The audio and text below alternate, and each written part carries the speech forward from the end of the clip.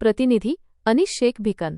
परतवाडा लैंगिक शोषण प्रकरण 18 व्हिडिओ आणि 32 फोटो व्हायरल 45 सदस्यांचे विशेष तपास पथक नियुक्त। परतवाडा येथील सोशल मीडियावर व्हायरल झालेल्या आक्षेपार्ह व्हिडिओ प्रकरणाने आता अत्यंत गंभीर वळण घेतले आहे।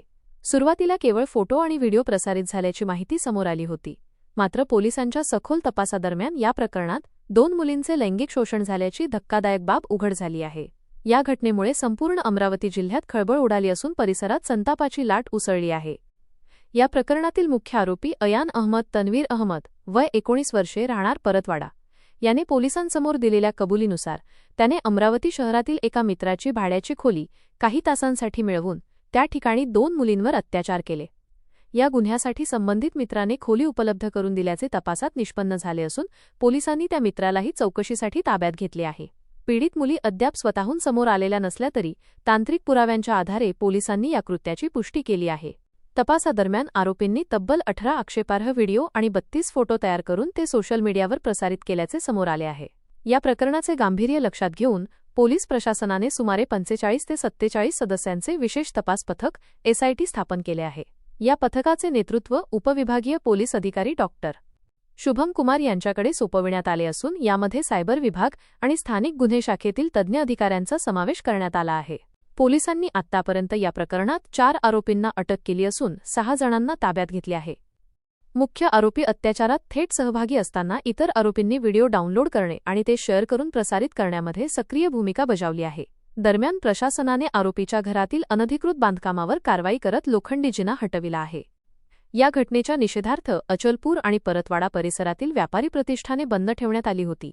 विविध संघटनांनी आरोपींवर कठोर कारवाईची मागणी केली आहे। शहरात सध्या तणावपूर्ण शांतता असून पोलिसांनी अफवांवर विश्वास न ठेवण्याचे आणि शांतता राखण्याचे आवाहन नागरिकांना केले आहे। चोख पोलीस बंदोबस्त तैनात करण्यात आला असून पुढील तपास जलद गतीने सुरू आहे। माननीय मुख्यमंत्री देवेंद्रजी फडणवीस आणि पालकमंत्री चंद्रशेखरजी बावनकुळे यांनी या प्रकरणाची गंभीर दखल घेऊन यामध्ये कारवाई करण्याचे निर्देश दिले। त्याबद्दल पोलिसांचे आभार निश्चितपणे मानले पाहिजे। मुख्यमंत्र्यांचे आभार मानतोय।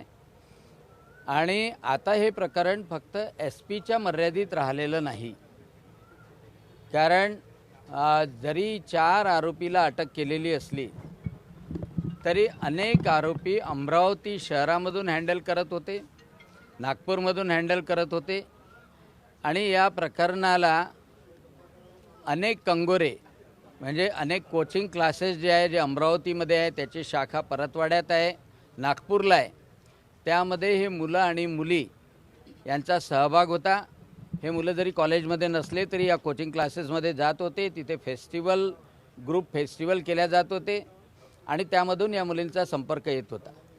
दुसरी महत्त्वाची गोष्ट की हे मुलं एवढा पैसा खर्च करत होते हॉटेलवर, गाड्यांवर, मुलींना गिफ्ट देण्यावर, जेवणावर, शान शौकावर, तर हा पैसा कुठून येत होता।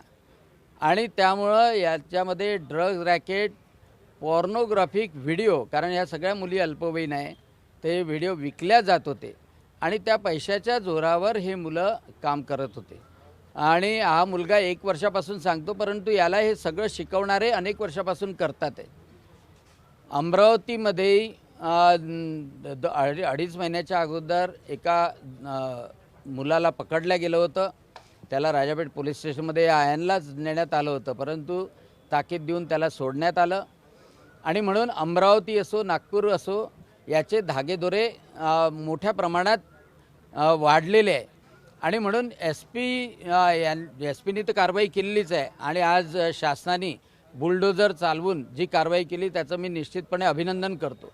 सगळ्या लोकांना खूप चांगलं वाटलं की देवाभाऊनी कारवाई केली आहे, परंतु याच्या मुळाशी जाणं अतिशय आवश्यक आहे, कारण हा पोर्नोग्राफीचा धंदा आहे, हा ड्रग्ज आणि सेक्स रिलेटेड औषधाचं याच्यामध्ये हात आहे आणि रेती तस्कर, गो तस्कर यांचा जो वर आलेला पैसा असतो ते सगळं याच्यामध्ये गुंतवतात। याच्यामध्ये लव जिहाद आहे, याच्यामध्ये धर्मांतर आहे आणि त्याच्यासोबतच ख्रिश्चन मुली आहे, मातंग समाजाच्या मुलींनी बडनेरामध्ये आत्महत्या केलेली आहे आणि मुस्लिम मुलीसुद्धा आहे।